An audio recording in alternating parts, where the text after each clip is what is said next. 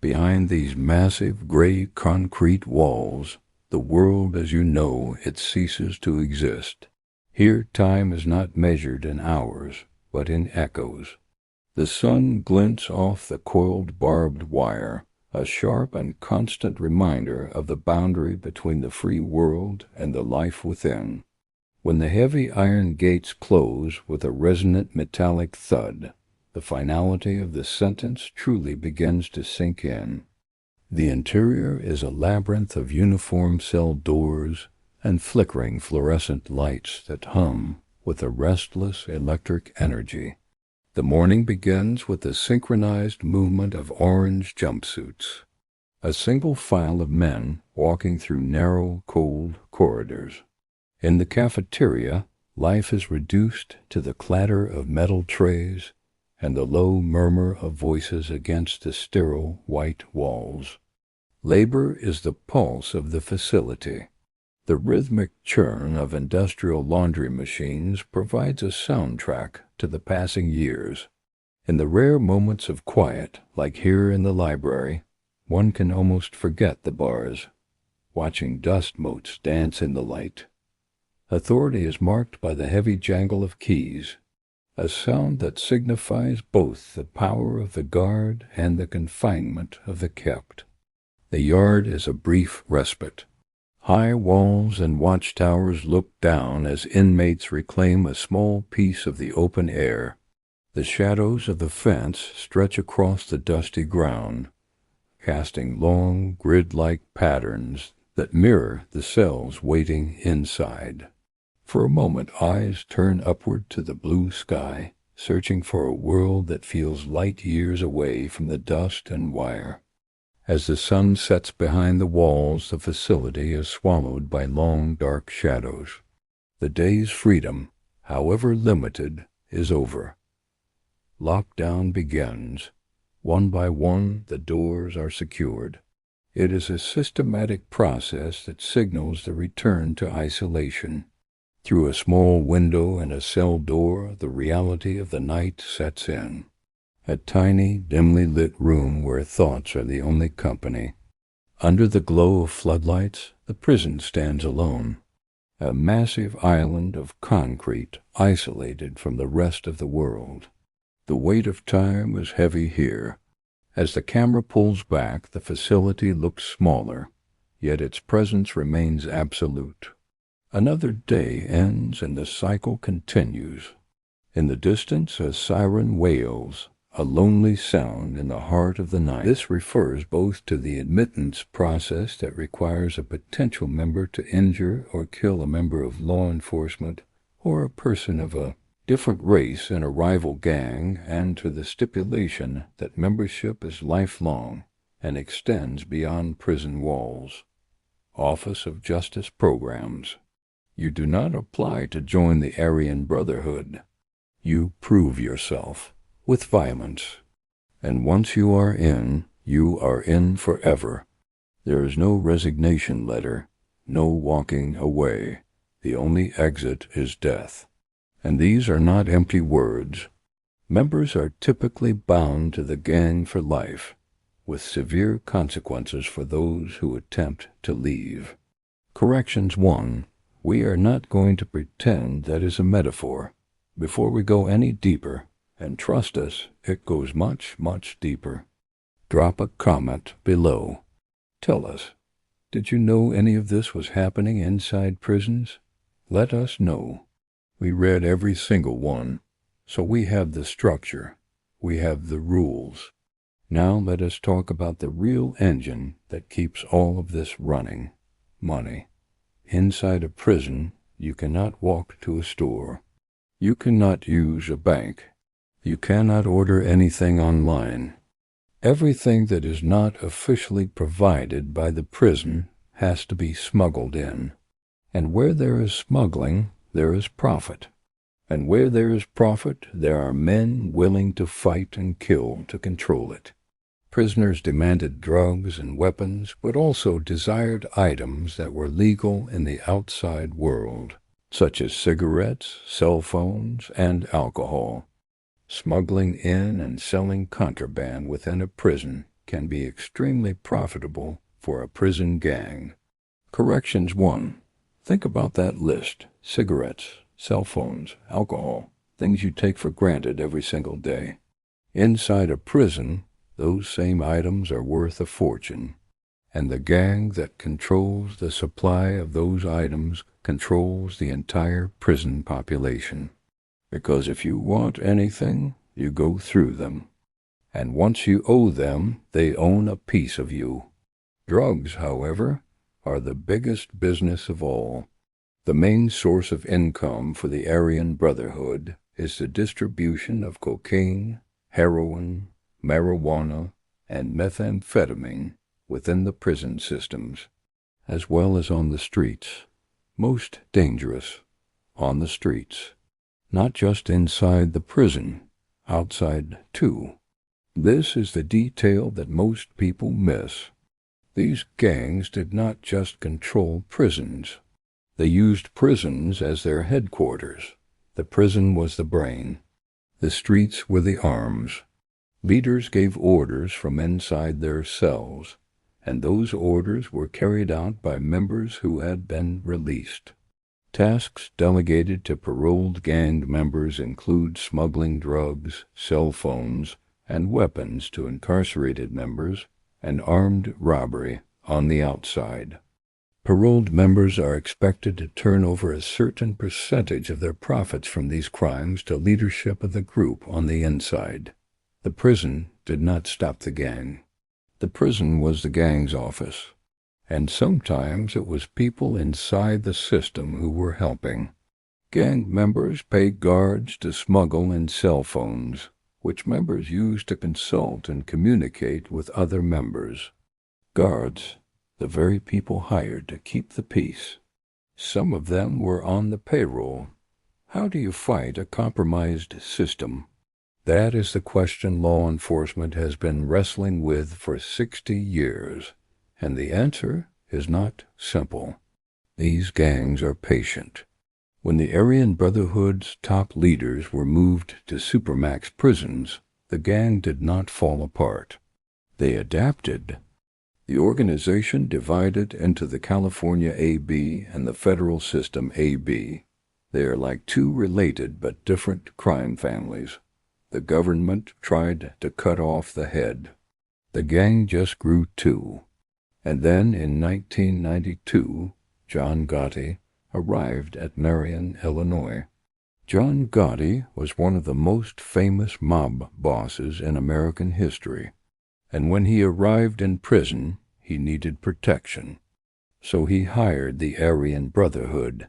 Gotti organized a business partnership between his associates and AB members on the outside. The move gave the AB unprecedented power on the streets. The prison gang and the Italian Mafia, working together. By this point, the Aryan Brotherhood had grown into a criminal empire with an estimated 15,000 to 20,000 members both inside and outside. According to the FBI, the Aryan Brotherhood is responsible for 18% of murders in American prisons, despite constituting just 1% of the population. 1% of the people. 18% of the murders. That is a level of violence so concentrated, it has no comparison. But the Aryan Brotherhood is just one piece of this story. Something else was forming in the streets of Los Angeles. Among refugees who fled a civil war, only to find that in America the war never really ended. Their story is darker. Stay with us, because what we are about to show you in the next part will completely change how you think about those walls. Imagine you are a child. You are maybe 8 years old, and the country you live in is at war. Not a war you see on the news, a war outside your window. Soldiers and rebels fighting in the streets, bodies in the road. Your family packing whatever they can carry and running north toward a place they have heard is safe. A place called America. You do not speak the language. You do not know the streets. You are a stranger in a strange city. And the city, Los Angeles, 1980s, does not exactly roll out the welcome mat. The neighborhoods where refugees land are already controlled by powerful Mexican gangs. And every day, just walking to school, you are a target. So what do?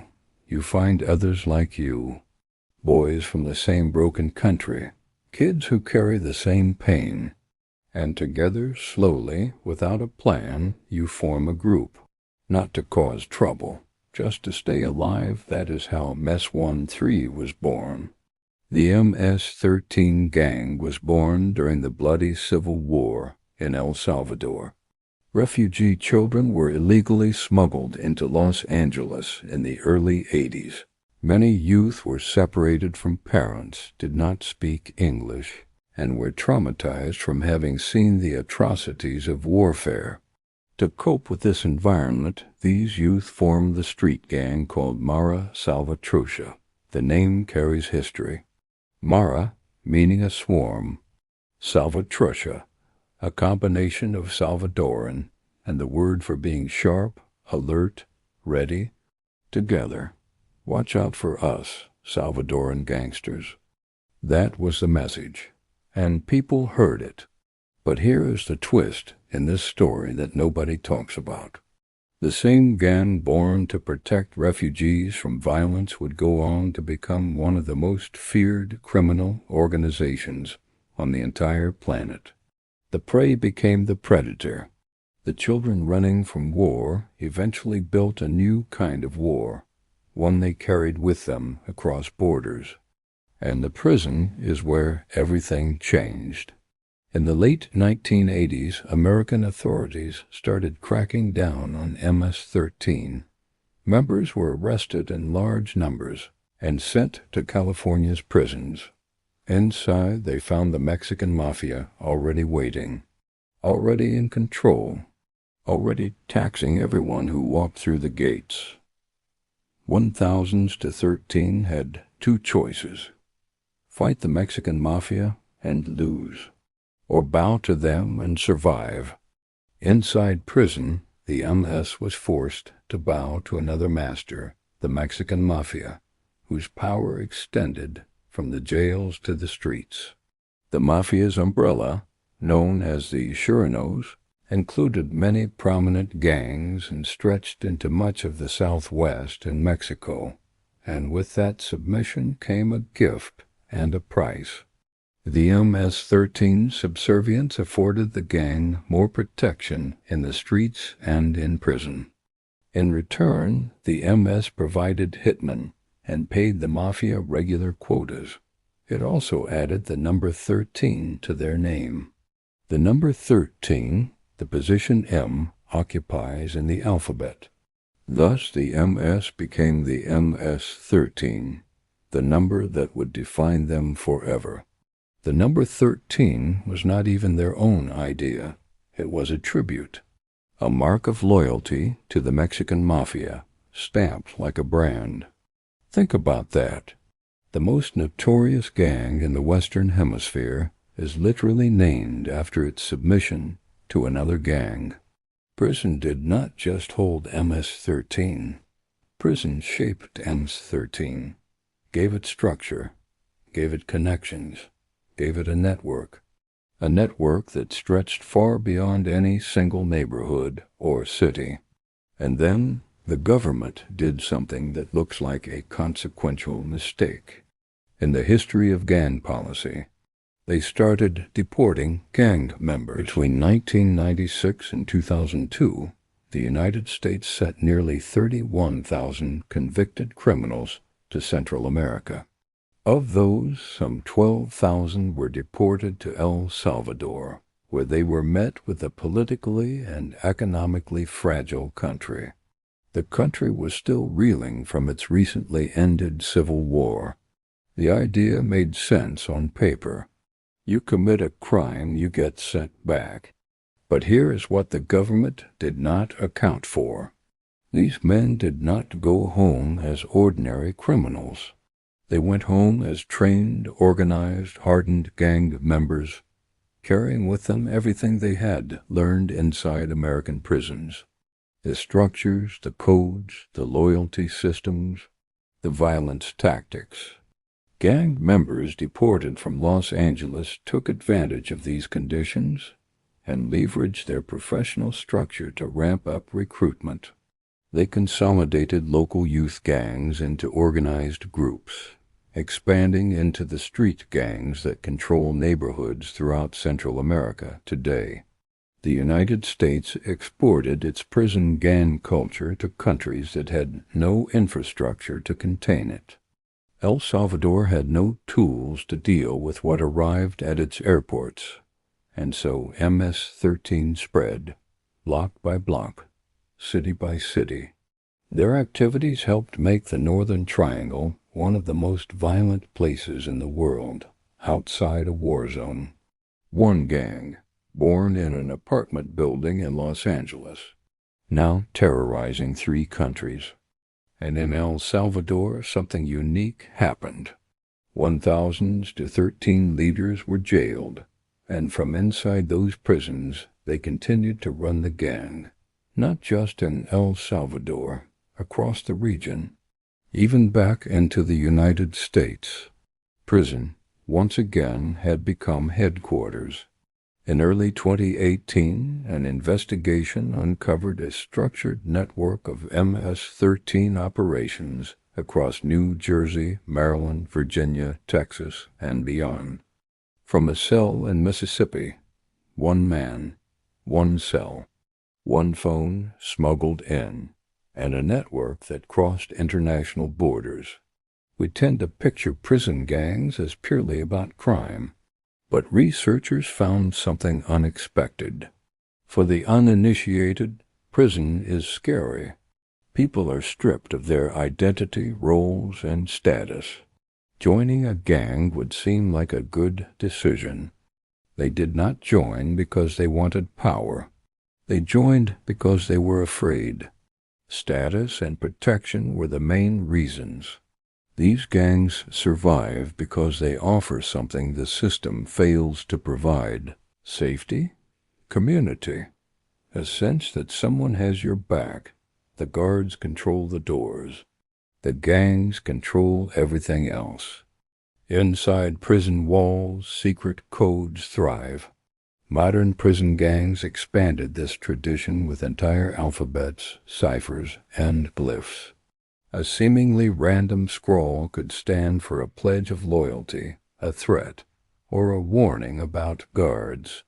Today, prison authorities scan letters and use the eye to detect patterns. But codes persist, hidden in Bible verses or rap lyrics.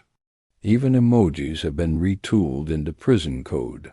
A spider might mean a specific gang, a clock might signal an attack, and those who break the code of silence are dealt with swiftly. There are actual written hit lists, green-lighted. That is the term. It means any gang member anywhere has permission or an obligation to kill you. The threat does not end when you leave prison. It follows you home. The gang holds everything else. In El Salvador, President Bukele launched an aggressive crackdown in 2022, arresting tens of thousands of suspected members. One individual was sentenced to 1,335 years. 1,335 years. For one man. But the networks do not simply vanish. The gangs adapt. They go quiet. They wait. Individual members come and go, but the institution lives on. It is like a river. Dam it in one place, it finds another way to flow. In the U.S., men in supermax facilities, out of cells for 1 hour a day, continue to run operations through family and lawyers. No wall is thick enough, no lock is strong enough. No isolation is complete enough to take away his power. This is the world that exists behind those walls. We see the fence, the tower, the concrete, and we think, contained. The gangs are fractured and imperfect, but they are something the free world has never fully figured out how to defeat. The prison itself keeps becoming the classroom where the next generation learns how to do it better. If this documentary opened your eyes, hit that subscribe button. We go this deep on every single video. See you in the next one.